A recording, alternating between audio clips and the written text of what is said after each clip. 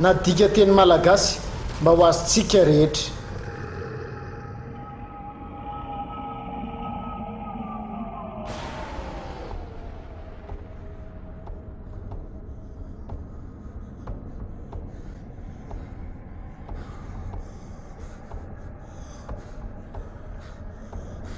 Ary zay rehetrarehetra nataontsika dia tsy misy latsaka fa voasoratra avokoa, na ratsy zany na tsara.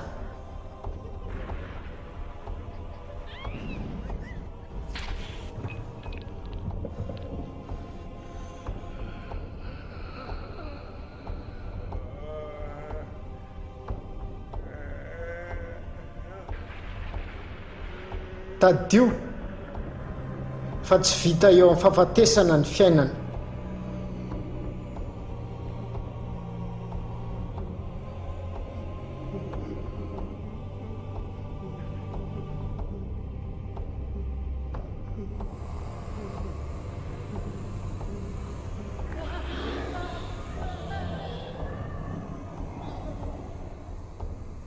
Ny fanjakany very sy ny malahelo dia ny alehan'ny maizim-panahy na lahy io na vavy, tsy misy olona afaka mandositra any. Ny fanjakany very sy ny malahelo dia toerana isin-dranomasy sy ny fifanjevona, anoanana etaeta sy ny hafanana mamaivay, mitondra fangiry firiana tsy voafaritra.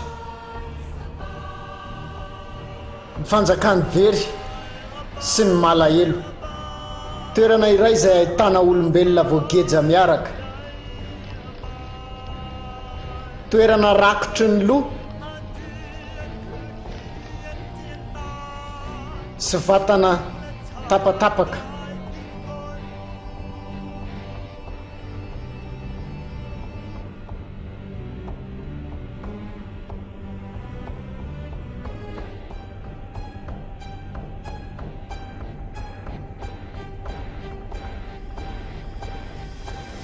Fanjakany very sy ny malahelo izay misy fahaterahana netsiny isan'andro, mampiorooro ny fanaintainana, fijaliana tsy misy fiafarana.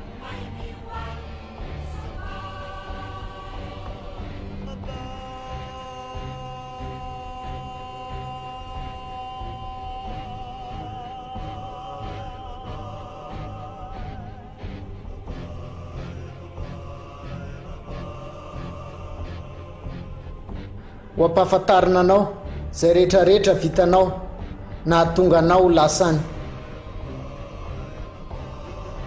mba hatonga anao tsy hanome tsiny an'izaniza intsony.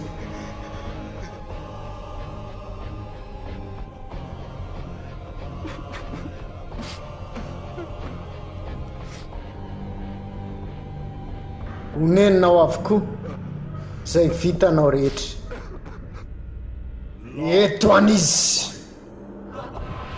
fanjakany very sy ny malahelo dia toerana isin-dranomasy sy ny fifanjevona, anoanana etaeta sy ny hafanana mamaivay, tondra fangiry firiana tsy voafetra. Ny fanjakany very sy ny malahelo, toerana iray izay ahitana olombelona voageja miaraka, toerana rakotry ny andoha sy ho an'ny vatana tapatapaka, izay misy fahaterahana netsiny isan'andro, mampiorooro ny fanaintainana ao anatin'ny fijaliana tsy misy fiafarana.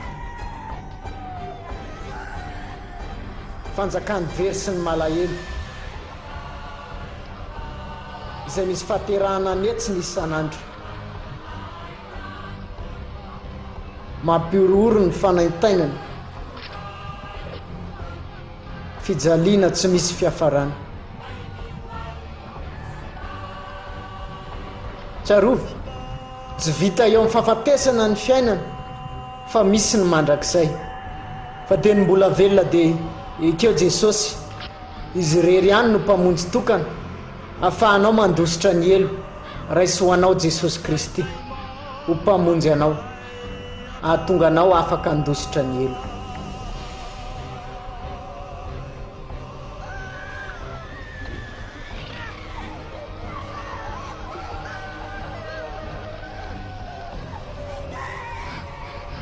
Tsy misy olona afaka mandositra any sy natao anao ny elo fijaliana tsy manam-pataperana. Tsarovy tsy vita eo amin'ny fahafatesana ny fiainana fa misy ny mandrakizay fa teny mbola velona dia ekeo Jesosy izy rery ihany no mpamonjy tokana ahafahanao mandositra ny elo raisy ho anao Jesosy Kristy ho mpamonjy anao ahatonga anao afaka handositra ny elo.